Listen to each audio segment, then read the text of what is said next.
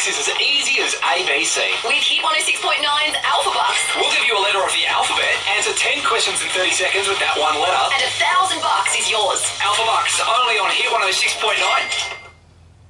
Have more holidays more often with Travel Marvel. Like a 9-day Edinburgh and Highlands Great Rail journey from just $3,295 per person, saving up to $1,000 per couple. Contact Travel Marvel or your travel agent today. For us, like many Australians, owning our very own home is a dream come true. For many, these dreams are only made possible by mortgage brokers, helping Australians secure finance for more than half of all home loans every year. They've given us freedom of choice and the opportunity to find a fairer deal. Your broker keeps lenders competitive, helping you realise your potential. Your mortgage broker, behind your dreams and your home loan. If you've ever wondered, how can I get into the radio industry and write radio commercials and create advertising ideas for businesses? Here's your light bulb moment. It's unbelievable! Up to 40% off all tiles in the Harvey Norman 2-day bathroom and tile sale. That's right, up to 40% off all tiles, wall, floor, decor, mosaics and more. Get in store now. Up to 40% off all tiles and Sunday at Harvey Norman. Go! Zoom Zoom. You feel it. And with value across the Mazda range, it's time to own it. Go for Mazda 3 Neo Sport from an amazing $21,490 drive away. It's time to own Zoom Zoom. Time to go. People living in a Sydney unit block have been woken by screams when a man was stabbed in the stomach. A group of people was drinking and shouting before the noise became a call for help. Unconscious but alive, 27-year-old William Hanuki is wheeled out of a Meredith Street unit block to a waiting ambulance after being stabbed in the stomach and shoulder. Yeah, it was pretty ugly. Yeah. When our crews got there, we found a 27-year-old male quite critical with organs exposed. As paramedics worked on saving his life, police made 2 arrests. One man needing 5 officers to apprehend him. The other with blood on his face, but 5 officers to apprehend him. The other with blood on his face, bundled into the back of a police van. It's really scary, really shocked. Like living all this peaceful neighbor next to me, I don't know who I'm living with. Neighbours say there are about 4 people inside one of the units at the back of the block here, being loud and drinking late into the evening. Then at about 3 this morning, they heard lots of shouting and people yelling for help. There was a lot of screaming and shouting. Yelling and it's like scared or something, screaming. Forensic crews spent much of the day at the unit, leaving with a number of evidence bags. One resident was dropped back by detectives, but she wasn't willing to shed any light on what sparked the ugly altercation. Excuse me, do you know anything about the stabbing that happened last night? At this stage, no charges have been laid. Elise Baker, NBN News. Donald Trump has hit back at claims he knew about his son's meeting with a Russian lawyer before it happened. The US president's former lawyer has suggested he had prior knowledge of the offer to dish dirt on then-rival Hillary Clinton. Trump Tower in lockdown. The bomb squad called to check out several suspicious packages. All clear on the streets, but inside, a much bigger mess. The president's former lawyer, Michael Cohen, now suggesting Donald Trump knew in advance about his campaign's Trump Tower meeting with Russians in 2016. A direct contradiction to the repeated denials by the president and his team. Did you tell your father anything about this? It was such a nothing. There was nothing to tell. Donald Trump tight-lipped today as he left the White House.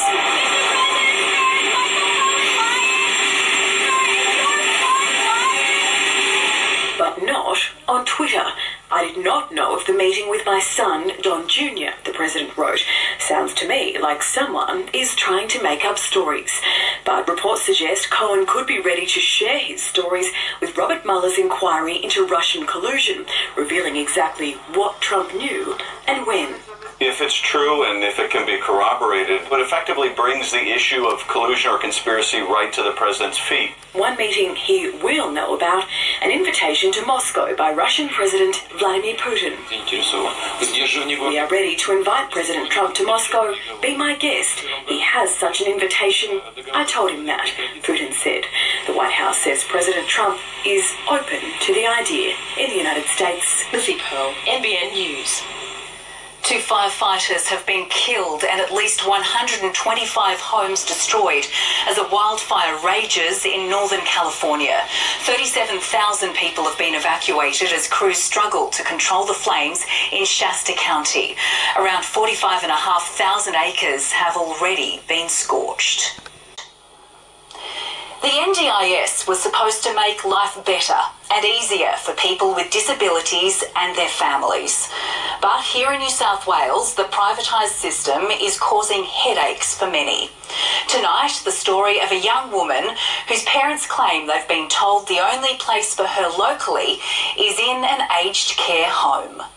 Life has never been easy for the Flowers family, but now it's almost unbearable. I dare the politicians to walk in our shoes.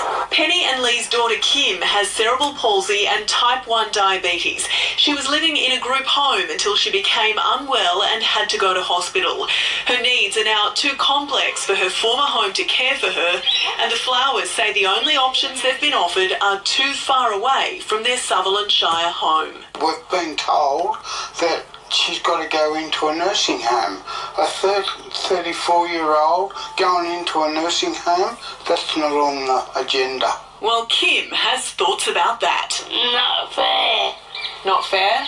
Life in a nursing home would mean the end of Kim's daily placements at St George Sutherland Community College, where she learns life skills and craft. Kim and her family aren't the only ones struggling with the NDIS.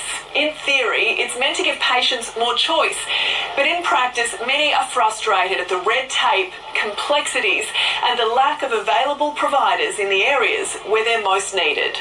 We're just getting sick of jumping through hoops all the time and not getting anywhere. And this is because the New South Wales government has privatised all of its disability services. There is no safety net. Penny and Lee are pleading with anyone who'll listen. They want to find their daughter a safe place, close to home, where she'll be looked after. Jane Goldsmith, NBN News. A growing number of Sydney's schools are under surveillance, with security cameras now installed on 200 campuses across the state. The close monitoring is improving student safety and preventing bullying, but not everyone is convinced it's a good idea. Big Brother on campus. A growing number of Sydney schools resorting to security cameras. They're good as far as looking out for bullies. They're good in respect to protecting the children that are in the schools. They're there for terrorist activities, for burglaries. More than 200 schools across New South Wales now have CCTV installed, including Gordon West Public School, Carlingford West Public School, Castle Hill High School and Sydney Boys High. The Education Department says the majority are in external areas and it doesn't endorse the use of cameras to manage student behaviour. But parents we spoke with today say surveillance is a step too far. It's probably a bit of an invasion of privacy, I think. Kids need to be protected. I don't think they need to be on camera 24/7. I think it's up to the teachers to be sort of paying a bit more attention and noticing what's going on in the school ground rather than leaving it to a camera. The opposition leader also unconvinced. I'd certainly hope that a combination of parental leadership and teacher supervision would make this unnecessary. Do we really need a surveillance state in our kids' playgrounds? Legal experts warn the footage from a school security camera could be used against them if used by bullying victims to take action or sue for compensation. It is a fact that in New South Wales there are more litigious actions for bullying than most other states in Australia. Alice Monfries, NBN News. A yearly flu shot may soon be a thing of the past, with Australian scientists developing lifelong protection from the dreaded lurgy. The super vaccine trains the T cells in our immune systems to target all strains of influenza before they spread. If successful, we would only need 1 to 3 shots to be protected for life.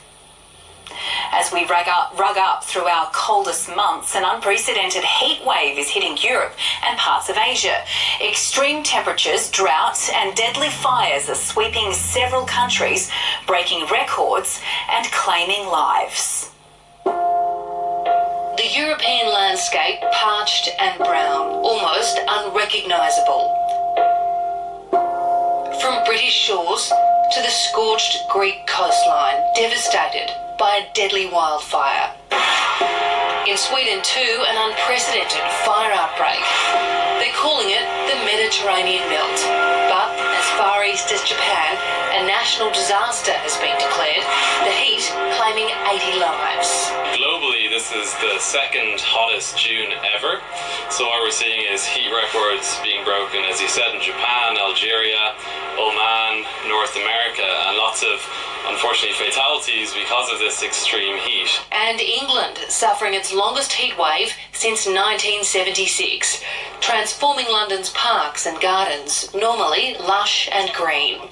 Even the Queen's residence, Buckingham Palace, is looking far from regal, while Windsor Castle could be set in a desert, a stark contrast to its usual splendour. The jet stream, which is a core of strong west to east winds about 5 miles above the Earth's surface, is abnormally far north. So what that means is that the UK is sitting in a blob of very high pressure. It is really, really quite hot, and we're not prepared for this kind of weather. As temperatures peaked at 35 degrees, the National Health Service offered advice on everything from how to sleep in hot weather to what clothes to wear at work. The public was warned to stay indoors, but the city's water features lured them out and in. Anything to keep cool.